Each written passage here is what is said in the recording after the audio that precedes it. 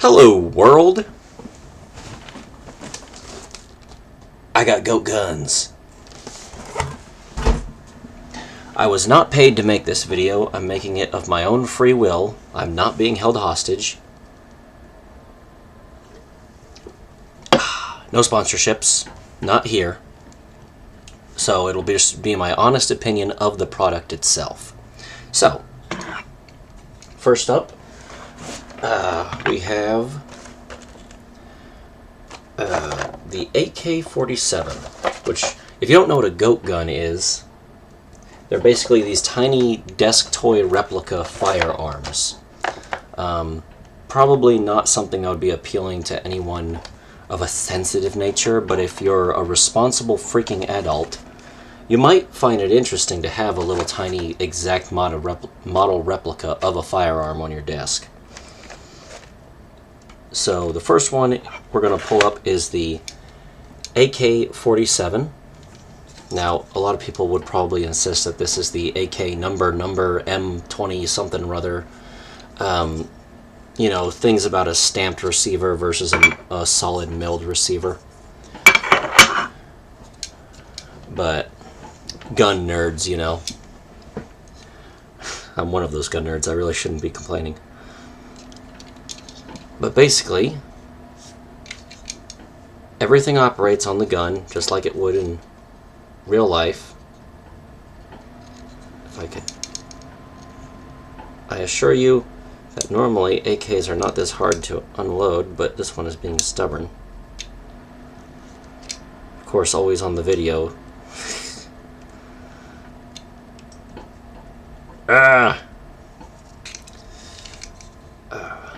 They have tiny magazines, teeny tiny 7.62 by 39, or wait, 7.62. Yeah, that's 7.62 by 39.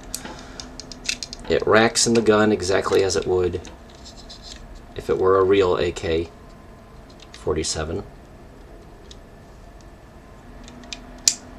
Still got that lip that catches the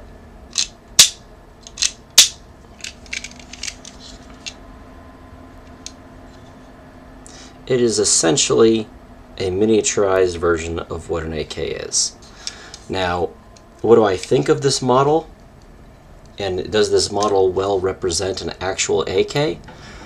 Kind of. It assembles very similarly to how an actual AK would assemble. Even right down to the buttstocks design of how they butt the new buttstock on there. However, modern AKs have a completely different configuration for that attaching point. The dust cover pops off exactly like an actual AK would, in that it pops up. Assembly of this model was incredibly easy because I'm a gun guy and I already know how to assemble an AK. And although the parts are small, they're not so small that you can't mess with them. However, the instructions are garbage. You kind of just have to know what you're doing to get the right bolts in the right spot. And I mean, I think it's the curse of, since you know how to put the thing together, you're not always explaining yourself very well. And because the parts are so small, they really need to put some bigger instructions in here. I was expecting the instructions to be the size of the box. Instead, it's this really teeny tiny pamphlet. See if I can fish it out. Oh, here it is. It somehow ended up right here. It's this really teeny tiny pamphlet that has all of the instructions just right there. Can you read those? Can you see those? I don't think you can. I don't think you know what you're doing. So, it helps that I'm already a gun guy, so I didn't really need the instructions, but someone else might need the instructions, and that's going to be a pain in the butt.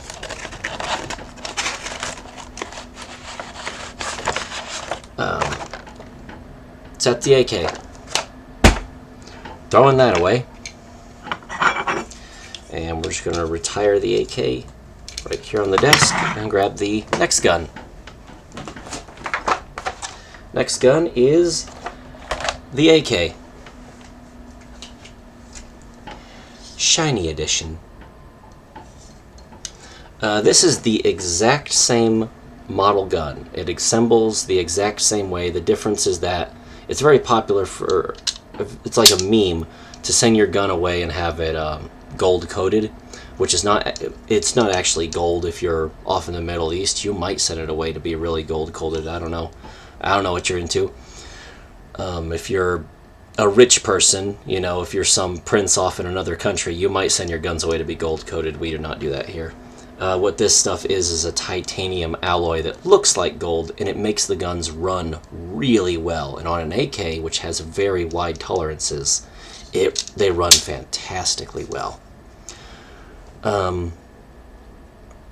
Bad news about this model is it was a return, not a brand new one off the assembly line. How do I know that? Well, on this individual package that I got sent, this is not a reflection of the entire assembly line, I'm just saying, on this one that I got sent, in this box, the bullets were not, oh my god, all this promotional crap, get all this promotional crap out of here. That's another thing, get rid of all your promotional crap in these boxes. See this little bullet spot where the bullets go? Normally there's a strip of tape going along them, and each bullet is individually in its own little spot with a tape over it, and you peel up the tape to grab all the bullets. My bullets were all three taped together in a little bundle and were floating over here in the box, along with all the parts just kind of skitter-scattered everywhere. And what I suspect, especially from the rough condition that this was in, because all of these were like bubbled, all these were like bubbled up and I had to push them back down. What I suspect is that this was a return that got a real quick refurbish, repackage, and then was sent out to another customer. I don't know why, or maybe it was just handled really roughly in shipping or the packaging, but no other was like that. So I suspect this was a return that was sent to me, and that's got to lose at some points. So the AK and the AK, overwhelmingly I'm happy. Though there are two different screw types in here, and you really can't tell the difference between those screw types, and I think I accidentally messed up the screw types on this one since the package was just in such disarray. This one I know for a fact I took the time to really look at them and make sure that the right kind of screws were in the right slots. I can't say that about the gold one, unfortunately. Moving on, because we got a lot of guns to do. This is the SVD.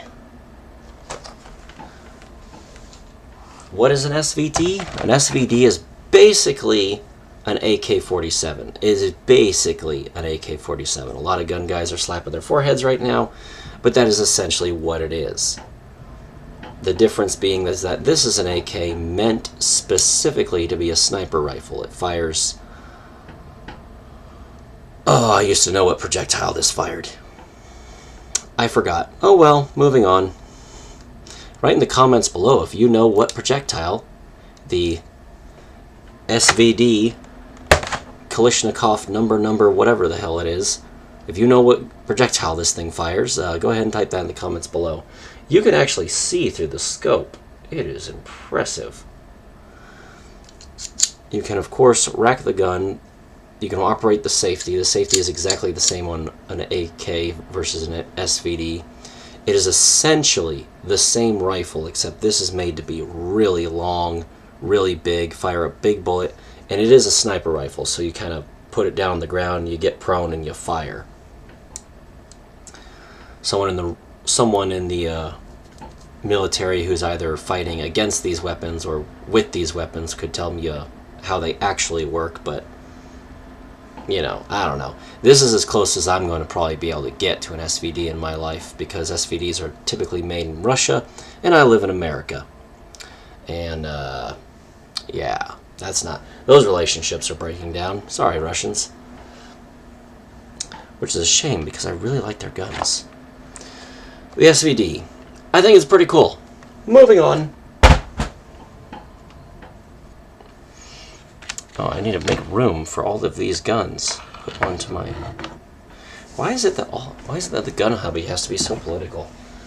Moving on. Where's the next box? Alright, this is the bullpup. What is this? This is the bullpup. Doesn't say. Looking for the name. Bullpupped. Bullpupped. Well, now that's a critique right there. It doesn't say the name of the darn gun. I remember it off screen, but I don't remember it on camera. Isn't that just the way things go? So, here it is. The bullpup.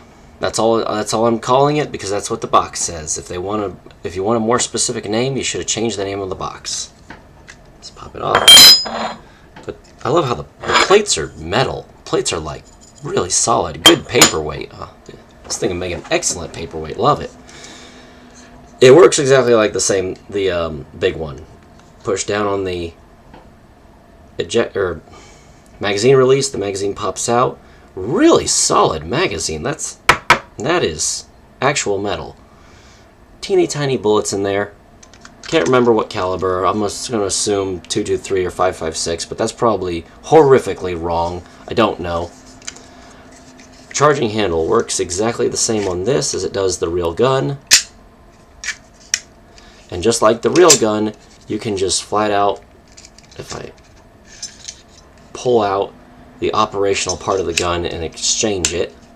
That's the popular thing to do with bullpups, is they're always giving them tactically replace barrels and stuff like that, and because you need something positive to help the bullpup compete against all of its negative downsides, which is mainly this weird magazine location behind the grip, which essentially puts the magazine in your armpit, and it makes reloads incredibly awkward, in my opinion. I've never liked them. I got one once. It was a shotgun, and boy, it was unwieldy. But yeah, that is the bullpup. You can unscrew the barrel suppressor thingy, or not suppressor. It's I think it's something to do with controlling the flash. It doesn't look like a flash hider. It just looks like I can't see. It's too small. But yeah, it basically just helps with recoil. No adjustable stock. Pretty much just a solid thing. Adjustable forward grip. And that is the bullpup. Jamming it back on its little base if it'll go on. Moving on. Got more guns to do. My opinion of the bullpup goat gun product is it's a pretty good likeness of the original, though I think the original is probably garbage. What's the next one here? Ooh, next one is a sniper rifle, which is still in the package. Hey, goat gun guys, want to know why this sniper rifle is still in the package? It's because I can't assemble it, is why. There's a central main screw which joins the barrel to the stock. That screw, all screws in this package, do not thread all the way through. This package does not contain the necessary hardware to fully assemble the gun. And I paid for it.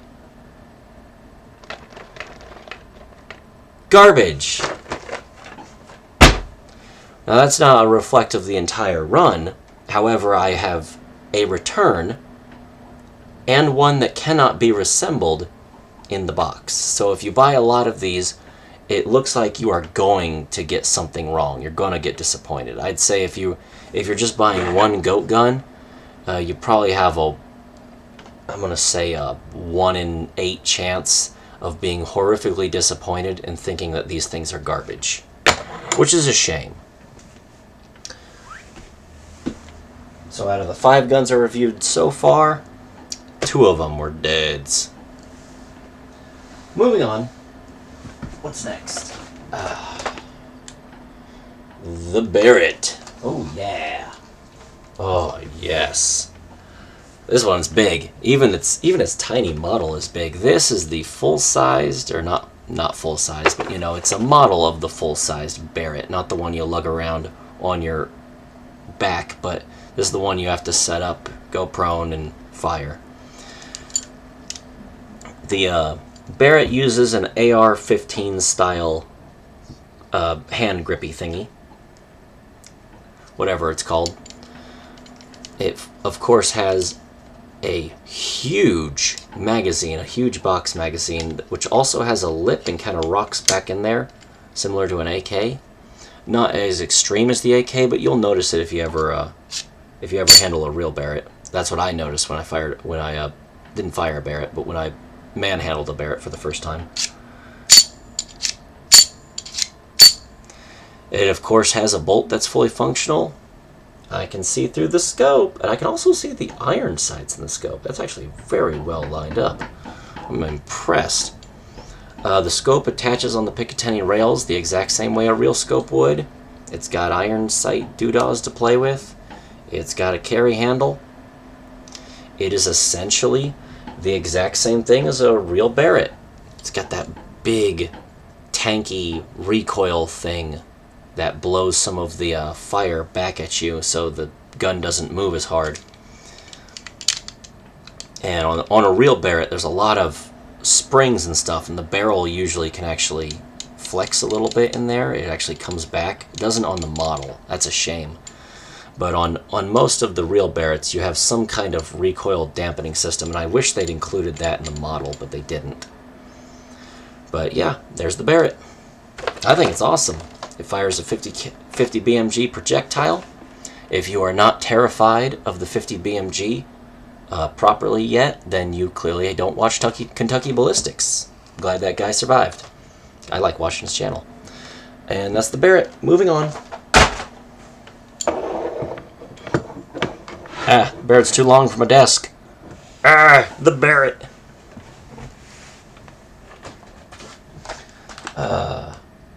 Ooh, yes. The Tommy gun. Oh, that's classic America right there. That is America. The Tommy gun. Love the Tommy. Alright.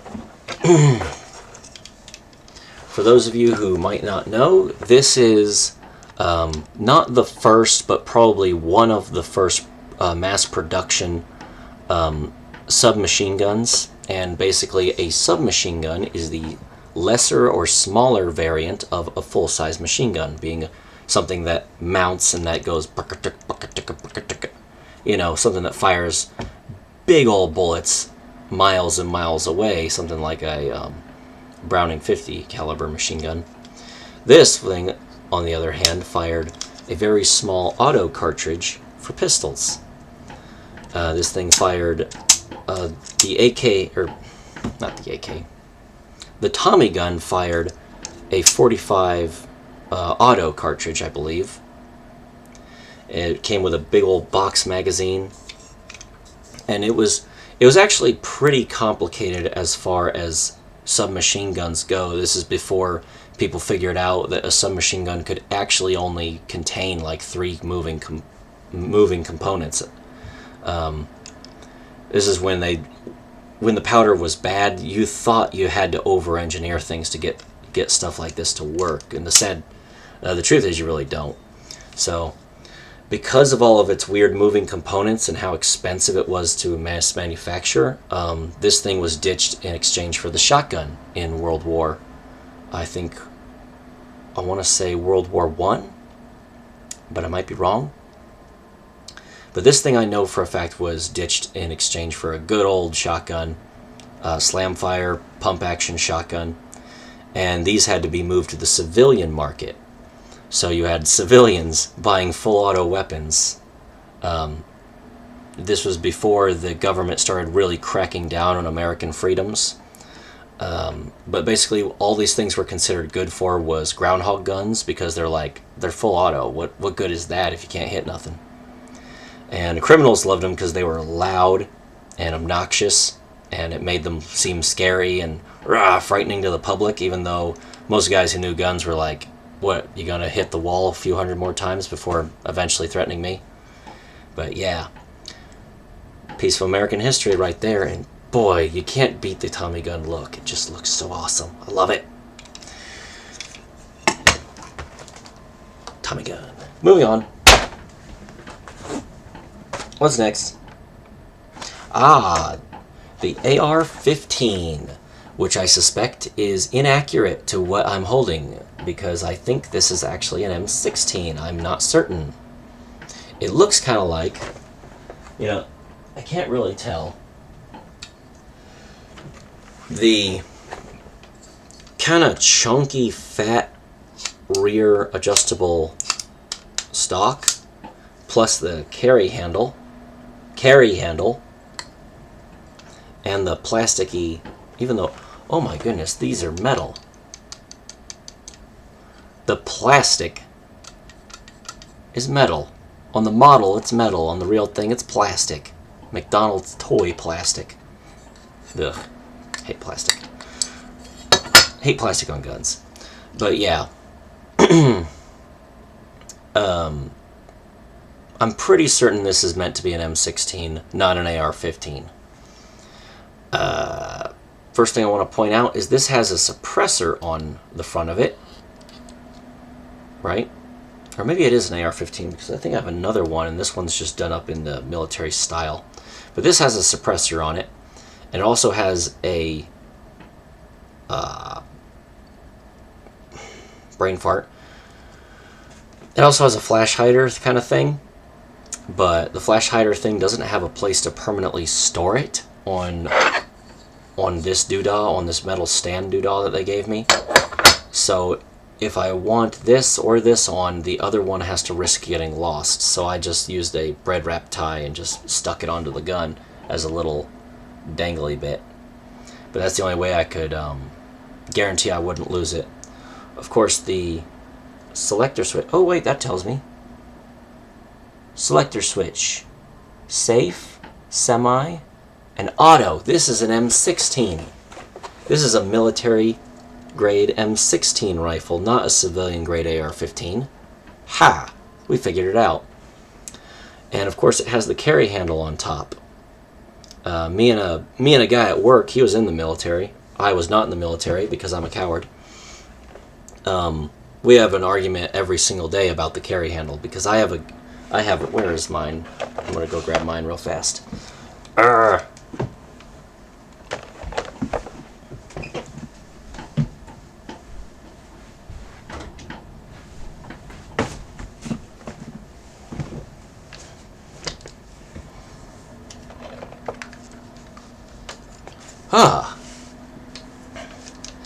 So, on this model, there is a carry handle attached to the rear sight.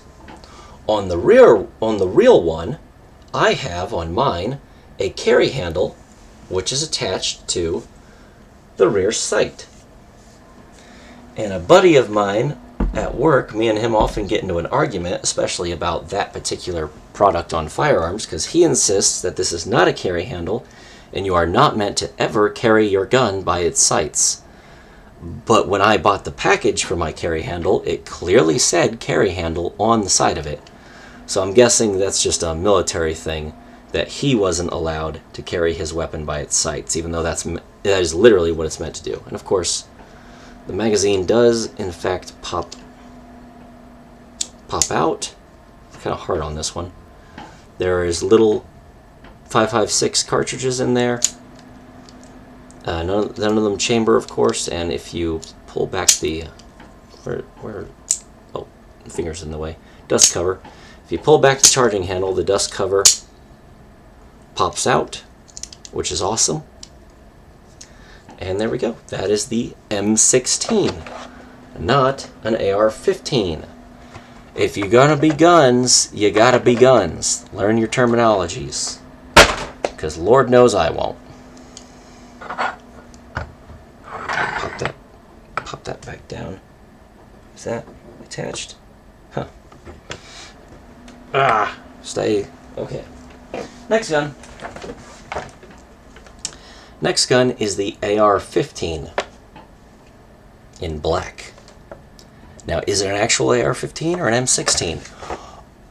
There's only one way to find out, and that's for me to stare at the camera as I reach back and try to grab it. Alright. It's got safe, it's got semi, right, on this little doodah. But it also has an auto. This is an M16, not an AR-15. I mean, if they ever make it legal, if they ever make it legal to have full auto again as a civilian, then yeah, one day, I guess there will be no functional difference between the M16 and AR-15. I mean, there'll be a couple functional differences, burst 3 and some of the different components used, but essentially they'll be the same gun. Same story. Got a suppressor on it. Got a little flash hider doodah. That's a bread tie. Rear sight, front sight.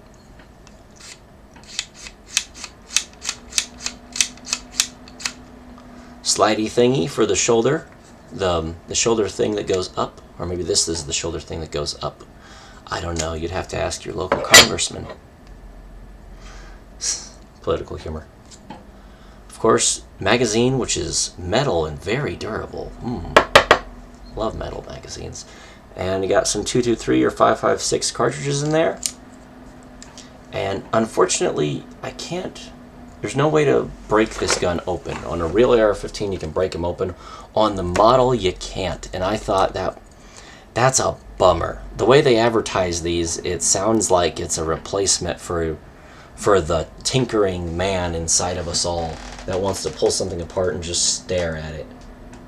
You know how you just look inside the fridge? Sometimes you just open it up and just look at it. Well, you can't do that with this because it doesn't allow for the takedown.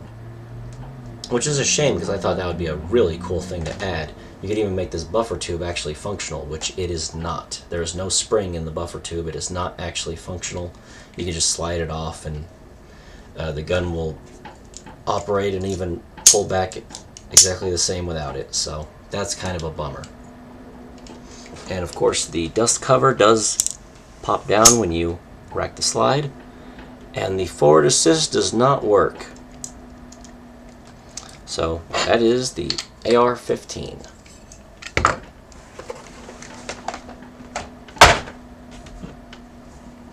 Let me put my AR-15 back. Or real quick, I'll show you what I'm talking about. Behold, the AR-15's openability. I'll just put it here for now. That's unloaded, by the way. I had it on standby. I've recorded this like 8 times, so I know for a fact this gun is unloaded. Safety first. Alright, last gun is a sniper rifle. Well, what kind of sniper rifle? I don't really know, because the box doesn't say. I would presume it to be, I don't know, maybe it's firing 308? I just don't know. But there's the box. Don't need that anymore. And here's the gun. No stand on this one because it's a sniper rifle and it's too big for a stand. Of course, it's got the bipod attachment. It's got the magazine. Little teeny tiny guy with some rounds in there of mysterious caliber.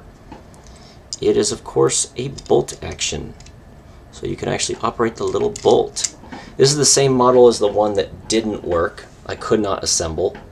Except this one I could assemble. It's got some kind of flash hider thingy. It has a non-adjustable stock, very firm, with that big old rubber pad or whatever. It's got a marksman's style grip. I can't get my finger in there to operate the trigger, but the trigger does operate like on all these. And you can see through the sights, which is pretty cool. But there is a downside with this weapon as well, or not this weapon, but this model of a weapon. And I don't know if you can see it, but that's bent. That is a solid metal part that came to me completely bent out of shape. So these feet, I have one that's perfectly straight and one that's all bent forward and crooked, which is a real shame if you're oh, you can kind of see that it's bent right there. Yeah, there you go. There you go. Which is a real shame if you are a model collector. But yeah, that's the last goat gun. or not the last of the Goatguns, it's just the last in that box that I bought. And now the box is empty. Now I have a big mess to clean up. So, final thoughts on the Goatgun product. I kind of like them, but I'm also a little bit disappointed. I am, of course, disappointed with this one, which was clearly a return of some variant. I'm disappointed with the one over on the ground over there that I'll never be able to assemble. And I'm a little bit disappointed with this one being bent. And I'm also just a little tiny bit disappointed with all of the models here in front of me. They're not as pliable as I was hoping. They don't quite serve the same function that I was hoping I would get out of them. Because overwhelmingly, I have no desire to touch this thing outside of building it for the first time. Built it the first time, and everything is semi-functional on it, but overwhelmingly it's just not. I'm constantly terrified of losing these bullets when I pull a magazine out. The magazines on all the guns don't function as well as they do on others. This one, watch, I can pull the magazine out without hitting the release. That's a problem. The release is just vestigial. It doesn't actually work. And as cool as these little models are, I was kind of hoping for an actual scale model, a functional model. And this is not functional. It does not chamber rounds. It does not eject them when I hit the thingy. The rounds are a little bit too small, so I'm always afraid they'll get lost. The magazine always just pops out. And it's a real shame because they're metal, they're cast, they feel so good, and they assemble perfectly like the real things sometimes. Like this had an upper and lower that I had to do a crazy thing with a pin, and I have no idea if I even could get it disassembled because it's so small. I honestly would have paid a lot more for something a little bit bigger and a little bit closer to the real thing. So, for the price, I think it's fair, but I'm a little bit disappointed in what I thought I was getting versus what I got. So that's the Goatguns. Thank you very much for watching. Please consider liking. Please consider subscribing. That's the only way I'll have any chance with the YouTube algorithm. This video is going to appear on both my gun channel, Timber22, and my normal just screw around and play channel, Timber Pony, which is my gamer tag. But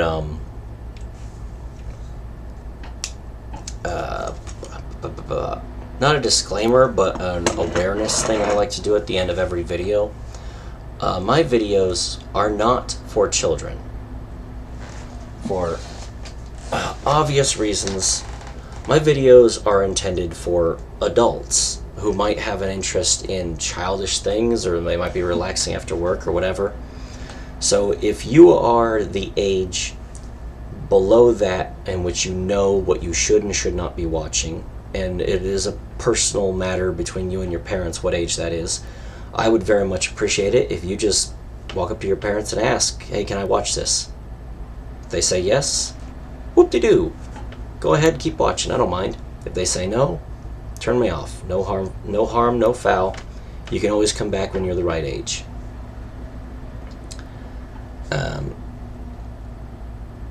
I don't believe that it's YouTube's job to raise our children and decide what they can and cannot watch, nor is it Google's, nor is it Mark Zuckerberg's, nor is it China's.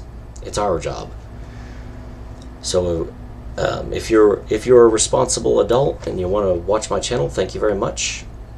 And for now, I'm going to be saying bye-bye.